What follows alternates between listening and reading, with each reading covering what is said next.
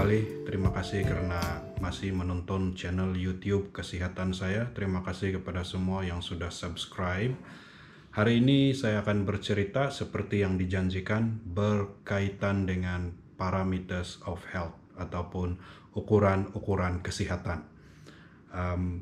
Ceramah ini pernah saya sampaikan beberapa tahun yang lalu, dan ukuran kesehatan ini ataupun parameters of health ini adalah sesuatu yang saya buat sendiri ataupun saya develop sendiri selepas satu grup jurutera meminta saya membuat ceramah kesehatan berkaitan dengan tajuk inilah. Seperti yang kita tahu, orang-orang engineer atau orang-orang kejuruteraan ini dia lebih suka bila sesuatu fakta itu disampaikan dalam bentuk-bentuk nombor. Kalau kita cakap contohnya kau sihat, kalau contohnya mata kau tidak pucat dan sebagainya. Sesuatu yang seperti itu adalah sangat subjektif bagi orang-orang engineer, orang-orang jurutera. Mereka mau fakta itu disampaikan dalam bentuk nombor-nombor yang boleh diukur ataupun sesuatu yang quantifiable kita bilang. Jadi saya telah melaksanakan itu dengan cara mengumpul beberapa fakta-fakta yang berdasarkan nomor yang boleh diukur dan boleh digunakan untuk menentukan kesehatan seseorang. Jadi jangan kamu berusaha Google cari di mana ini boleh cari ini parameters of health seperti yang saya sampaikan, karena memang tiada. Memang sayalah dia punya auto, sayalah pencipta dia, sayalah yang buat, saya yang susun, dan kalau ada apa-apa persoalan, kemuskilan sebagainya, tanyalah saya dan terpaksalah saya menjawabnya karena saya tidak dapat merujuk kepada siapa-siapa. Tetapi saya percaya dia adalah betul berdasarkan pengalaman saya sebagai dokter selama bertahun-tahun dan juga daripada berbagai-bagai kursus yang telah saya hadiri dan juga pengalaman merawat pesakit selama ini. Oke, mari kita mulai. Yang pertama sekali, kenapa kita belajar berkaitan dengan parameters of health ini? Oke, pertama sekali saya sebagai seorang yang berkecimpung ataupun yang interested dengan preventive medicine ataupun perubatan yang lebih kepada pencegahan, bukannya memberi obat tetapi lebih kepada pencegahan, saya akan sentiasa berusaha mencari sesuatu tanda-tanda untuk mengenal pasti kesehatan itu sebelum dia menjadi sakit. Oke, kita mau tahu seseorang itu sama ada dia tidak sehat sebelum dia ada tanda-tanda tidak sehat. Oke, kita kena paham itu. Kita mau tahu seseorang itu sama ada dia sakit sebelum dia ada tanda-tanda sakit. Kita mau tahu seseorang itu sakit sebelum dia menjadi sakit. Oke, itu cara yang paling terbaik lah bagi saya. Bukannya sudah sakit baru berhabis cek sini cek sana, baru kita mau tahu berapa sakit dia, berapa sehat dia dan sebagainya. Kalau boleh kita mau tahu sama ada dia sakit sebelum dia jatuh sakit. Nah, itulah tujuannya 5 ataupun 6 pengukur kesehatan yang akan kita bincangkan hari ini. Oke, yang pertama adalah body mass index ataupun indeks jisim badan. Yang kedua adalah waist hip ratio ataupun nisbah pinggang pinggul. Yang ketiga body fat percentage ataupun peratusan lemak di dalam badan. Dan yang keempat, blood pressure ataupun tekanan darah. Yang kelima, blood sugar level ataupun tahap gula di dalam darah. Dan yang keenam, homocysteine. Nah, di mana-mana presentasi saya sentiasa memberitahu berkaitan dengan kepentingan homocysteine, walaupun ramai yang tidak tahu dan walaupun dia masih baru di dalam bidang perubatan. Tidaklah terlampau baru, mau berpuluh tahun sudah ini, tapi masih lagi ramai orang tidak tahu. Bukan saja pesakit, dokter sendiri pun ramai yang tidak tahu berkaitan dengan petanda ataupun ukuran ini. Oke, saya susun ini dari 1 sampai 6 juga berdasarkan kepentingan dia. Artinya yang nomor 1 itu lebih penting daripada yang nomor 2. Nomor 2 itu lebih penting daripada yang nomor 3 dan seterusnya. Dan kalau kamu tengok bahwa nomor 1 itu body mass index ataupun indeks jisim badan menunjukkan bahwa dia jauh lebih penting daripada semua yang lain-lain. Dan yang paling bawah itu homocysteine, artinya dia yang paling kita bilang tidak apalah kalau tidak buat, kita bilang yang penting kita tahu yang lain-lain, tapi kalau dapat buat lagi bagus. Alright, mari kita tengok satu persatu. Body mass index, indeks jisim badan. Macam mana kira? Seperti inilah yang dalam slide yang saya gunakan untuk presentasi ini. Pertama sekali kita kena kira berat badan kita dalam kilogram. Berat badan dalam kilogram, bukan dalam gram kah atau dalam kati kah atau dalam bentuk unit-unit lain. Berat itu mesti dalam kilogram dibahagi dengan tinggi kamu dalam meter, bukan sentimeter. Tinggi kamu dalam meter. Dalam meter artinya dia 1 point something, 1.6 lah, 1.70 lah, 1.68 lah dan sebagainya. Contohnya berat saya tinggi saya 1.68 lah. Jadi bila kita sudah dapat itu berat dan tinggi, kita guna kalkulator, tekan berat dalam kilogram, tekan bahagi, tekan tinggi dalam meter, lepas itu tekan bahagi lagi, lepas itu tekan lagi tinggi dalam meter, tekan sama juga. Nah, itulah kamu punya BMI. Dan BMI yang normal adalah antara 18 hingga 24. Lain-lain daripada itu menunjukkan sama ada kurang berat badan atau terlebih berat badan. Kalau di bawah 18 artinya kurang berat badan. Di atas 24 artinya terlebih berat badan. Paling cantik markah 1 adalah antara 18 hingga 24. Oke, boleh kira masing-masing. Oke, seterusnya adalah ini menunjukkan bahwa BMI itu ada beberapa kategori dia. Yang sehat 18 hingga 24, yang terlebih berat badan itu 25 hingga 30, yang obese ataupun kegemukan kita bilang itu 31 hingga 40 BMI dia, dan yang morbidly obese ataupun kegemukan yang bahaya, kita bilang kegemukan yang mematikan, kita bilang itulah maksudnya morbidly obese, adalah bila BMI itu lebih daripada 40. Ya, ini yang kegemukan yang menakutkan ini. Oke, pengukuran yang kedua, parameter yang kedua adalah waist hip ratio ataupun nisbah pinggang dan pinggul. Oke, jadi cara mengukurnya seperti dalam gambar inilah. Kita tengok di mana itu pinggang, di mana itu pinggul dulu. Pinggang ini artinya selalunya di mana kita punya tali pinggang masa kita pakailah, selalunya di sekitar pusat. Jadi ukur lilit, ukur dia guna pita pengukur lilit, berapa ukur lilit kau punya parut di sana dekat itu pusat, di sekeliling itu pusat. Oke. Nah, kalau saya sekarang saya guna contoh dari saya. Nah, ini tali pinggang saya, artinya ukur lilit saya di sekitar sinilah. Jadi ambil pita pengukur, kasih keliling sana, tengok berapa sentimeter. Nah, macam itu. Kemudian pinggul itu di bawah sedikit, di bahagian tempat paling lebar di sekitar paha.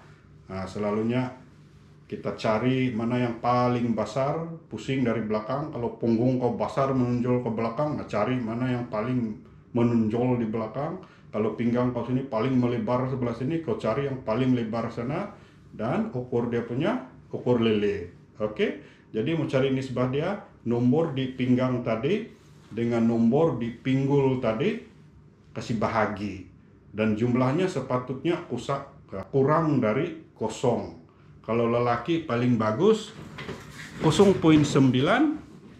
ke bawah. Kalau perempuan paling bagus 0.85 ke bawah. Apa-apa lebih daripada itu menunjukkan bahwa sudah ada abdominal obesity ataupun kegemukan di perut ataupun boroi. Jadi bila ada kegemukan di perut itu artinya kesehatan sudah mulai berkurangan, tidak dapat markah sudah. Kalau markah 1 itu artinya kau punya nisbah masih 0,9 kalau kau lelaki, dan kalau kau perempuan 0,85 ke bawah. Oke, boleh ukur sendiri di rumah. Kalau boleh masa telanjang lah, paling senang ukur supaya tidak kena buyuk boleh itu baju dan seluar yang tebal-tebal. Oke, seterusnya body fat percentage ataupun peratusan lemak dalam badan. Oke, ini penting untuk membezakan mereka yang tinggi BMI karena otot ataupun tinggi BMI karena lemak. Jadi nomor 1 tadi kita sudah tengok ada BMI. BMI itu dia kasih tahu kita berapa berat kita berbanding dengan tinggi kita. Tetapi BMI yang terlebih tidak semestinya tidak sehat kalau berat itu disebabkan oleh otot. Jadi kita bezakan siapakah yang berat karena otot dengan berat karena lemak ini melalui body fat percentage ataupun peratusan lemak dalam badan. Kalau badan dia berat karena otot, itu adalah sehat. Dan bila berat karena otot itu, dia punya body fat percentage akan kurang daripada 10% atau 15% lah paling banyak kita boleh terima. Kalau kurang daripada 15%, dia punya lemak dalam badan, dia tetap sehat walaupun BMI dia lebih daripada 24. Oke, BMI sehat 18 hingga 24. Tetapi kalau BMI dia 25-26 contohnya, dan dia cek ini body fat percentage, nampaknya dia punya body fat percentage hanya 10% kalau lelaki, dia masih sehat walaupun BMI dia tinggi. Oke, jadi yang nomor 3 punya ukuran ini penting untuk membezakan yang nomor 1 punya ukuran tadi sama ada dia betul-betul tidak sehat ataupun ada faktor lain yang menyebabkan BMI dia naik. Oke, jadi untuk lelaki lebih kurang 15% ke bawah BMI body fat percentage yang sehat. Untuk perempuan 25% dan ke bawah body fat percentage ataupun peratusan lemak dalam badan yang sehat. Itu nomor 3. Oke, macam mana kita periksa ini body fat percentage? Oke, terpaksalah kita beli alat. Ada alat khas, timbangan khas seperti yang dalam gambar ini, di mana kita akan berdiri di sana. Ada yang menggunakan sejenis alat kita pegang macam ini, seperti dalam video inilah. Kita pegang macam itu, kemudian timbangan itu akan menghantar arus elektrik melalui tempat kita berdiri, dan tempat kita pegang itu dia akan sukat rintangan arus elektrik di dalam badan kita, dan melalui rintangan itu dia akan kira berapa banyak lemak dan otot dalam badan kita. Jadi itu kita bilang anggaran kasar lah. Sekali lagi, timbangan ini ataupun cara ini hanya berkesan kalau kita membuka pakaian kita sebanyak yang mungkin, artinya dalam keadaan hampir telanjang lah. Jadi paling bagus kita buat satu orang di rumah, di dalam bilik atau di tandas sebagainya. Paling bagus kalau ada ini alat sendiri di rumah lah. Beli di Lazada, murah-murah sudah saya tengok, ada yang di bawah 100 ringgit, ada yang 50 ringgit saja. So sangat bagus kalau ada ini alat untuk mereka yang terlalu mementingkan kesehatan lah.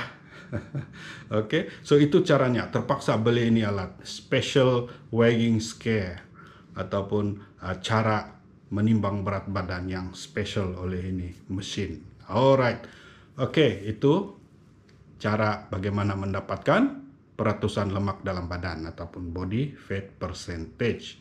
Yang keempat, sebelum itu kita tengok gambar ini. Tengok gambar ini, kalau kamu tengok lelaki yang sekitar 15% dia punya peratusan lemak dalam badan, lebih kurang macam inilah dia punya bentuk badan. Yang nomor 3 dari sebelah kanan ini lelaki di atas. Oke, dan perempuan yang di bawah pun nomor 3 dari sebelah kanan 25% itu tubuh badan yang sehat, dan ke bawah lah 25, 20, 15 sama juga lelaki 15, 12 kan, dan 9%. Oke, so ini adalah gambar yang menunjukkan tubuh yang sehat dari segi peratusan lemak dalam badan. Dan kalau kamu tengok yang sebelah kiri dia itu makin lama makin gemuk. Nah, itu yang senang kena penyakit sudah, markah kusung bosku. Oke, seterusnya yang keempat, ini tiada masalah lah, ini kemungkinan besar semua orang tahu sudah apa dia punya ukuran sendiri.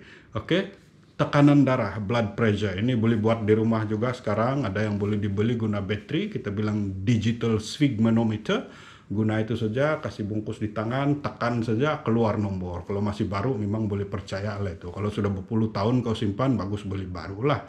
Atau pergi banding dengan yang dokter punya yang guna mercury itu. Itu kita bilang gold standard. So, yang sehat, yang markah 1 kita bilang adalah dari 100/60 hingga 120/80. Oke, seperti dalam gambar ini, dalam slide ini, yang pre-hypertension itu artinya dia sudah lebih daripada 120 dan 80. 120/80. Oke, itu sudah pre-hypertension ataupun mau jadi sudah darah tinggi kita bilang kalau dia lebih daripada 120/80. Dan darah tinggi stage 1 seperti dalam gambar inilah 140/90 hingga 160/100. Stage 2 demikian 160/100 hingga 180/110. Stage 3 ini yang di atas 180/180 hingga 110. Saya mau sebut pun tidak boleh, terlampau tinggi, takut saya nampak. Kalau ada yang macam ini kita jumpa di hospital memang kena tahan terus. Kalau di klinik memang saya kasih mula makan obat terus lah. Walaupun saya tidak suruh dia pergi hospital kadang-kadang karena kasihan. Tapi kalau boleh makan obat terus. Masalahnya ramai juga yang berdebat dengan dokter lagi. Jangan dulu Pak dokter, mungkin saya berlari ini dari sana. Kapak tadi. Mungkin saya baru minum kopi ini. Kalau 180/110 itu bosku bukan pasal balari, bukan pasal minum kopi, bukan pasal apa lagi, darah tinggi lah itu. Tidak tahu berapa lama sudah. Kita bilang untung-untung kau masih hidup lah bercakap depan saya, tidak mungkin tidak lama boleh kena stroke sudah. So kalau 180/110 itu emergency hypertension sudah. Bagus makan obat lah bosku. Sudah makan obat baru usahakan daya usaha yang lain untuk pelan-pelan kasih turun tekanan darah. Sudah terlampau turun tekanan darah, kau sudah fit, kau sudah kurus, kau sudah balari kuat sini sana, makan semua sudah jaga, barulah dokter kasih berhenti itu obat darah tinggi. Tidak ada bilang kalau sudah mula makan obat, sampai mati lah itu makan obat, tiada. Kalau kau jumpa dokter macam saya, pertama sekali saya cakap adalah kau makan obat dulu, pas itu kau jaga kesehatan kau usahakan kesehatan kau, kasih kurang itu perut kau yang besar, kasih kurang itu gemuk kau yang terlampau itu. Nanti 2-3 tahun dari sekarang kau sudah kurus, slim dan fit, mungkin tekanan darah sudah turun terlampau rendah sampai 160 saja. Saya pun terpaksa juga kasih berhenti ke punya obat, saya bilang. Jadi itulah cara yang betul untuk menangani tekanan darah. Bukan awal-awal bilang, tidak mau lah makan, nanti satu kali makan itu sampai mati. Bilang, tiada, itu tidak betul. Alright, seterusnya blood sugar level ataupun paras gula di dalam darah. Ini pun kebanyakan orang tahu lah, senang saja buat. Boleh pergi di klinik, di farmasi untuk cek. Kalau yang fasting, yang puasa sekurang-kurangnya 6 jam, kau dapat nomor antara 4 hingga 7, cantik. Ataupun kalau kau mungkin malas fasting ataupun lupa fasting, kalau kurang dari 11 masih normal, tapi mesti perlu ulang juga dalam keadaan fasting ataupun berpuasa. Kalau gula itu lebih daripada 7, bila kau sudah puasa, kemungkinan besar kencing manis sudah ada. Dan kencing manis lah yang menakutkan punya penyakit dalam dunia ini. Kalau bukan darah tinggi, kencing manis. Kalau bukan kencing manis, darah tinggi. Adik-beradik saja nih dorang nih. Oke, so itu yang kelima. Pastikan blood sugar level kamu antara 4 hingga 7 dalam keadaan puasa dapat markah 1. Oke, seterusnya yang terakhir homocysteine. Homocysteine ini pun periksa melalui darah juga lah. Kita ambil darah, kita antar Pimakmal dan dia akan bagi kita apa nilai. Yang saya belajar lah, kalau di bawah 15 micromole per liter seperti dalam slide ini, maka kita punya risiko untuk sakit jantung, untuk penyakit salur darah itu rendah ataupun tiada. Walaupun mungkin Makmal memberikan nomor yang agak besar di bawah mungkin 50 dia bilang, tetapi yang paling cantik adalah di bawah 15. Dan saya punya pun jarang saya mencapai 15. Kadang-kadang saya lupa menjaga kesehatan. Sekali cek ade mau 25, 30 sudah itu homocysteine. Dan saya balik lagi mengamalkan pemakanan yang bagus, ulang balik, baru dia turun lagi di bawah 15 dan sebagainya.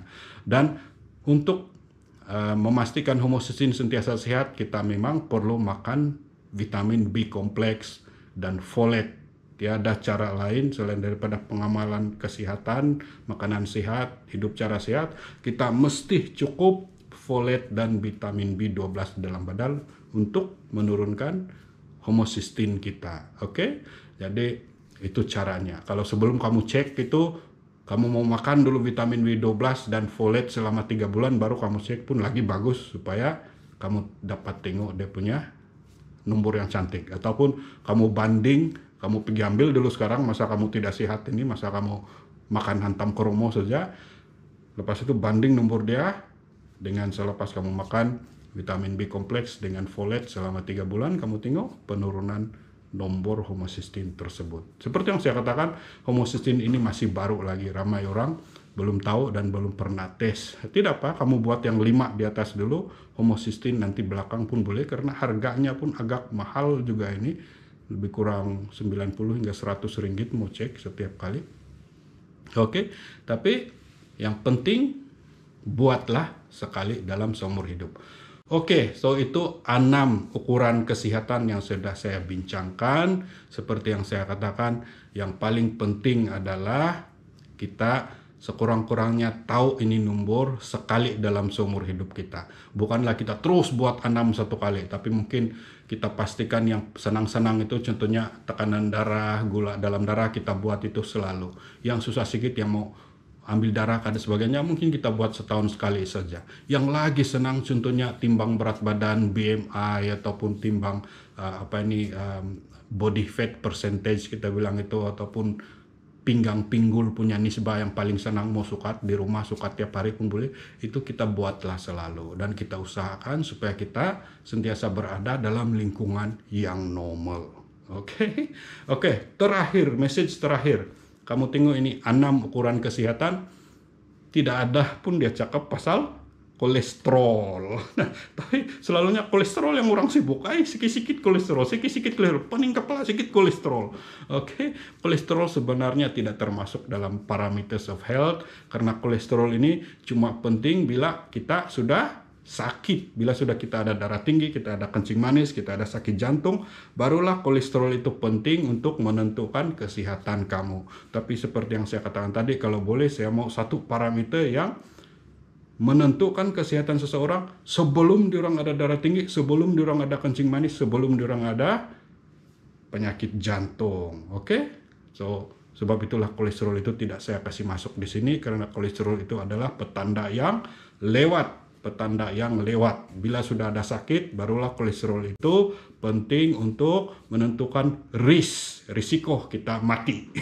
Sudah sakit, baru cek kolesterol untuk menentukan apa risiko kita untuk mati. Saya tidak mau tahu risiko untuk mati. Saya mau tahu risiko kau untuk jatuh sakit. Kalau risiko untuk mati itu tak lambat sudah sedikit. Orang pakar punya, dokter punya kerja, sudah pakar jantung punya kerja. Oke, so jangan terlampau sibuk dengan kolesterol kamu. Kalau ada duit, ada masa, cek juga lah. Tapi jangan lupa yang 6 itu yang lebih penting. Kadang-kadang kita punya BMI terlebih-lebih, kita tidak susah hati, tapi kolesterol terlebih sedikit, macam mau mati, sudah susah hati dia. Dia lupa bahwa BMI dia itu jauh lebih penting daripada kolesterol dia. Oke, cukuplah bercerita panjang. Alright, jika ada sebarang pertanyaan, boleh komen di ruangan komen. Mana-mana yang saya dapat jawab, saya akan jawab. Dan satu yang perlu saya mention tentang Facebook ini, kalau kita mention nama saya, lepas itu baru komen, Facebook tidak akan dapat cari itu komen. Bodohnya Facebook. Tapi kalau kita terus itu komen, jangan taruh nama saya di depan itu komen, Facebook akan dapat cari dengan lebih mudah bila saya klik itu notification. So itulah sebabnya kadang-kadang saya tidak dapat jawab, karena Facebook punya notification system itu dia tidak dapat cari sudah komen bila sudah terlampau banyak. Dia pandai hang. Ataupun memang dia tidak tahulah mau cari, dia punya algoritma. Alright, sekian dan terima kasih. Selamat berjumpa kembali. Stay healthy.